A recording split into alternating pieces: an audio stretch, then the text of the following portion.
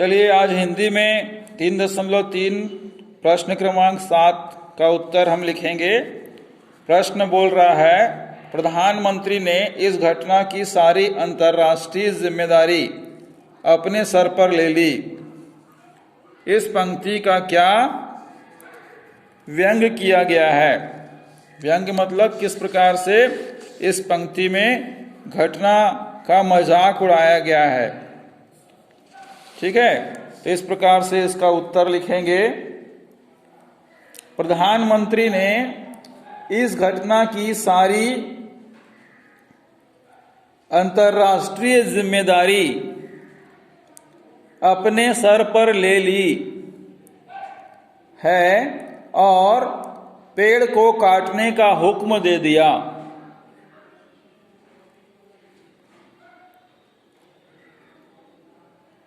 कल पेड़ कट जाएगा और तुम इस संकट से छुटकारा हासिल कर लोगे। कॉमा करके, सुनते हो तुम्हारी फाइल मुकम्मल हो गई है, पूर्ण विराम। मगर शायर का हाथ ठंडा और आंखों की पुतलियां निर्जीव हो गई थी, क्योंकि उसके जीवन की फाइल मुकम्मल हो चुकी थी, अर्थात वह जामुन के पेड़ में दबा हुआ व्यक्ति मर चुका था, पूर्ण विराम। ठीक है, तो इस प्रकार से आपका 7वां प्रश्न पूर्ण होता है। देखा आपने कि किस प्रकार से किसी भी कार्य को सरकारी व्यवस्था में कराया जाए तो फाइल एक विभाग से दूसरे विभाग पर घुमाते रहे और सरकारी आदेश का इंतजार करते रहे, जिसमें एक व्यक्ति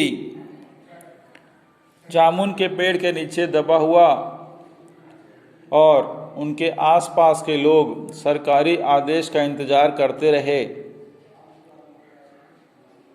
और अंत में जब तक आदेश आया तब तक उस व्यक्ति की सांसें थम चुकी थीं। कहने का तात्पर्य यह है कि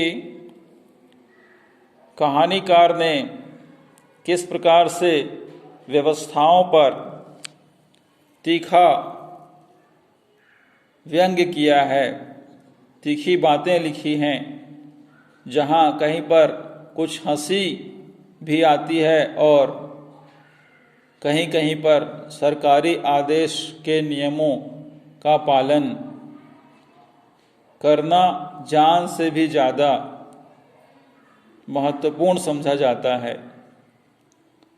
तो इस प्रकार से कहानी में बताया गया है कि किस प्रकार से यह घटना बीती और एक व्यक्ति की जान चली गई, है ना।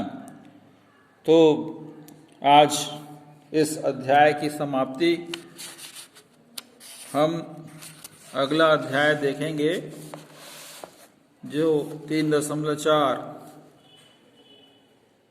एक कहानी के रूप में, रीढ़ की हड्डी इसका शीर्षक है और जिसके लेखक हैं जगदीश चंद्र माथुर। इसके बारे में आज कुछ हम आपको बताएंगे। घर में आप पढ़िएगा और इनके शब्दार्थ को फेयर कॉपी में लिखिएगा। ठीक है, बीच बीच में हम आपको कुछ शब्दार्थ भी बताएंगे, उसको भी आप लिख लेंगे, जो अगले असाइनमेंट के लिए महत्वपूर्ण होगा। ठीक है, तो रीढ़ की हड्डी एक शिक्षित महिला की कहानी है। इस कहानी में बताया गया है सामाजिक व्यवस्था के बारे में, है ना। लेकिन उससे पहले हम जान लेते हैं जगदीश चंद्र माथुर जी का व्यक्तित्व सुपरिचित नाटककार जगदीश चंद्र माथुर का जन्म सन 16 जुलाई 1917 ईस्वी को उत्तर प्रदेश के खुर्जा जिले के बुलंदर शहर में हुआ। बुलंद शहर में हुआ। उन्होंने ऐतिहासिक और सामाजिक पृष्ठभूमि पर आधारित अनेक नाटक लिखे, जिनमें उनकी प्रमुख रचनाएं भोर का तारा, ओ मेरे सपने, शारदिया कोणार्क, पहला राजा, जिन्होंने जीना सीखा तथा 10 तस्वीरें आदि अनेक प्रकार की रचनाएं लिखी हैं। और इस कहानीकार नाटककार का निधन सन 14 मई 1978 ईस्वी को हुआ। ठीक है, तो इस प्रकार से जगदीश चंद्र माथुर जी का व्यक्तित्व और संक्षिप्त जीवन परिचय के बारे में हमने आप लोग को पढ़कर बताया है। ठीक है, अब देखिए यहाँ पर एक नाटक है जिनमें कुछ पात्र हैं और उस पात्र के नाम हैं। जैसे फिल्मों में होता है ना, कौन किस प्रकार का रोल निभा रहा है, तो पात्र का परिचय यहाँ पर दे रहे हैं। एक लड़की है जिसका नाम है उमा, और उस लड़की के पिता का नाम है राम स्वरूप। ठीक है, लड़की की माता का नाम है प्रेमा, और एक लड़का है जिसका नाम है शंकर।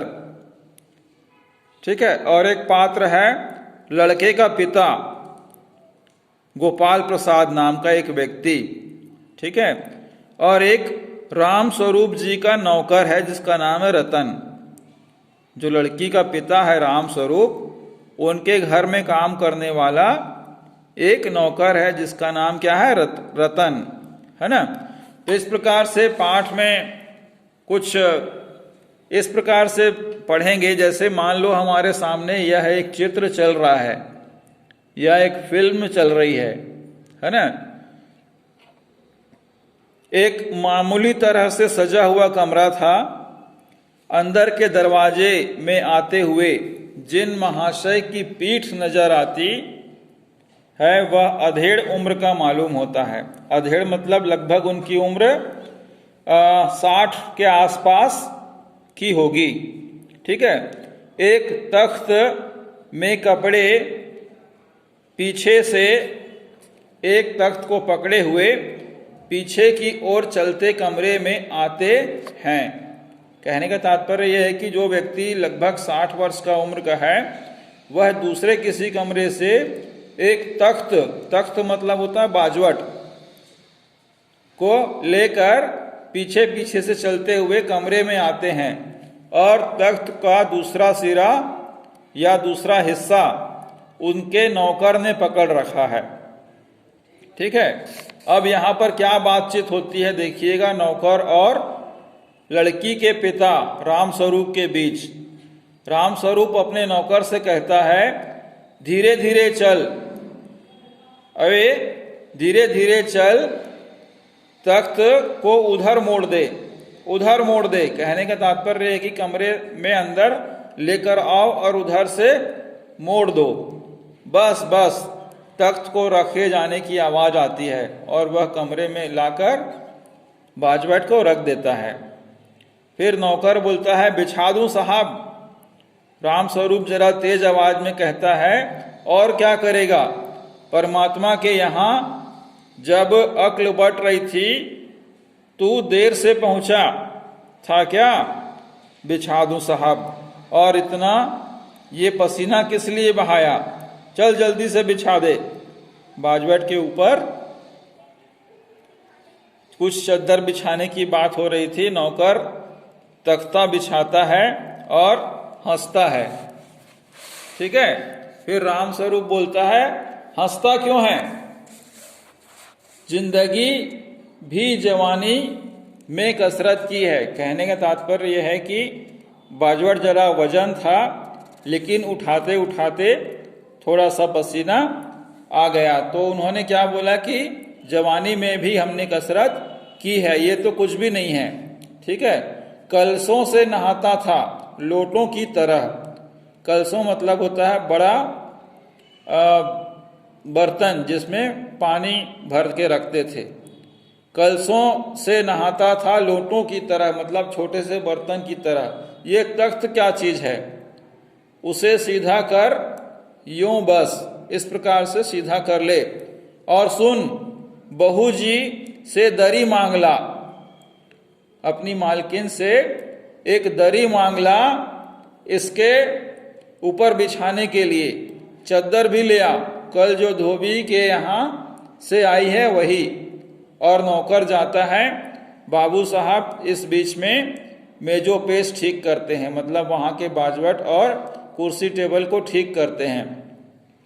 एक झाड़न से गुलदस्ता साफ करते हुए कुर्सियों को 2-4 हाथ लगाते हैं, मतलब कुर्सियों को साफ करते हैं। सहसा घर की मालकिन प्रेमा का आना होता है, अचानक। सहसा मतलब होता है अचानक। ठीक है। घर की मालकिन का आना होता है। गंदूबी रंग, छोटा कद, चेहरे की आवाज से जाहिर होता है कि किसी काम पर बहुत व्यस्त हैं। उनकी आवाज से ऐसा लगता है कि वो किसी काम में बहुत ज़्यादा बिजी हैं। उनके पीछे पीछे भीगी बिल्ली की तरह नौकर आ रहा है, खाली हाथ। ठीक है। बाबू राम स्वरूप दोनों की तरफ देखने लगते हैं, मालकिन की तरफ और नौकर की तरफ देखने लगते हैं। इस पर प्रेमा कहती है कि मैं कहती हूं तुम्हें इस वक्त धोती की क्या जरूरत पड़ गई, एक तो वैसे ही जल्दी जल्दी में हैं। इस प्रकार से प्रेमा ने कहा। फिर रामस्वरूप क्या बोलते हैं, धोती, प्रश्नवाचक चिन्ह लगाते हुए धोती। तो प्रेमा ने कहा, हाँ अभी तो बदल कर आए हो और फिर न जाने किस लिए, लेकिन धोती मांगी किसने, रामस्वरूप ने कहा। प्रेमा बोलती है कि यही तो है, कह रहा है रतन धोती के लिए। फिर रामस्वरूप बोला नौकर से जरा गलत शब्दों में, क्यों बे रतन, तेरे कान में डांट लगी, मैंने कहा था धोबी और तू पहुंचना धोबी। तो धोबी के यहां से जो चादर आई है उसे मांग ला। अब तेरे लिए दिमाग कहां से लाऊं, तू तो कम सुनने वाला भी हो गया, उल्लू कहीं का। इस प्रकार से राम स्वरूप ने अपने नौकर को डांट लगाई। प्रेमा ने कहा, अच्छा जा, पूजा वाली कोठरी में लकड़ी के बॉक्स के ऊपर धुले हुए कपड़े रखे हैं ना, उन्हीं में से चादर उठा ला।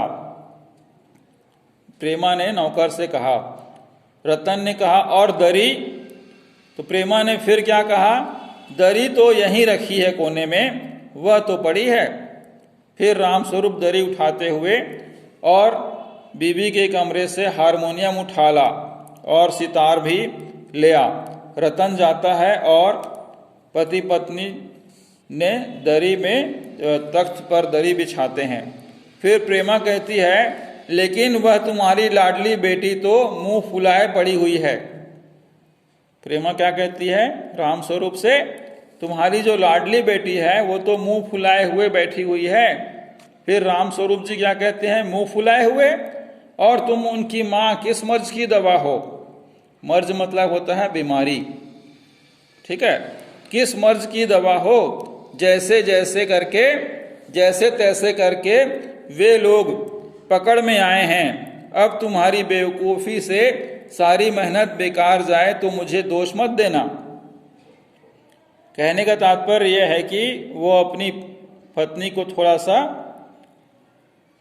डांटते हुए बोलते हैं कि आप किस बीमारी की दवा हो। कहने का मतलब है कि आप अपनी बेटी को मना भी नहीं सकते, नहीं मना सकती, जैसे तैसे तो वे लोग पकड़ में आए हैं।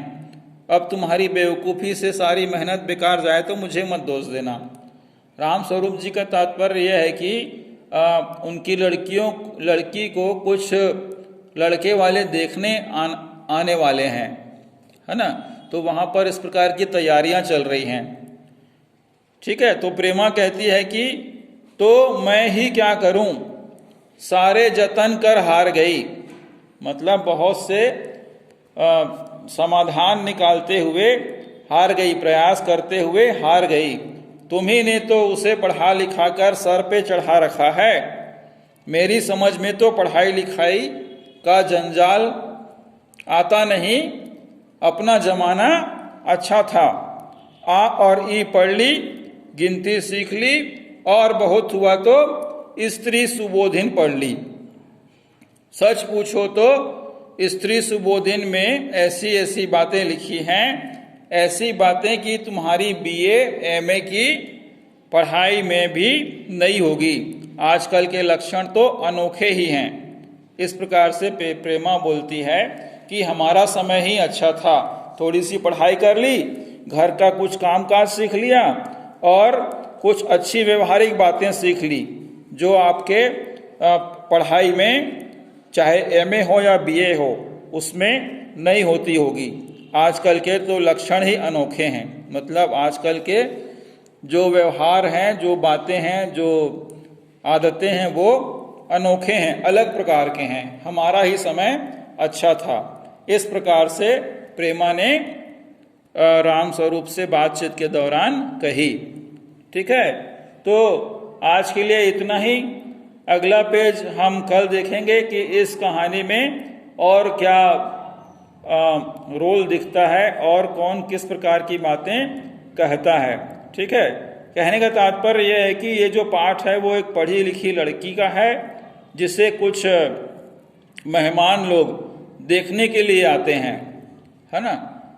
हो सकता है कि कुछ रिश्ता बनाने के लिए आते हों। तो इस प्रकार से कुछ कहानी में दिखाया गया है। तो आज के लिए इतना ही है। कल देखेंगे। आप भी थोड़ा सा कहानी को पढ़ते रहिए और इस कहानी से क्या शिक्षा मिलती है इसके बारे में हमें जब भी मुलाकात होगी तो बताइएगा। ठीक है, आपका बहुत बहुत धन्यवाद।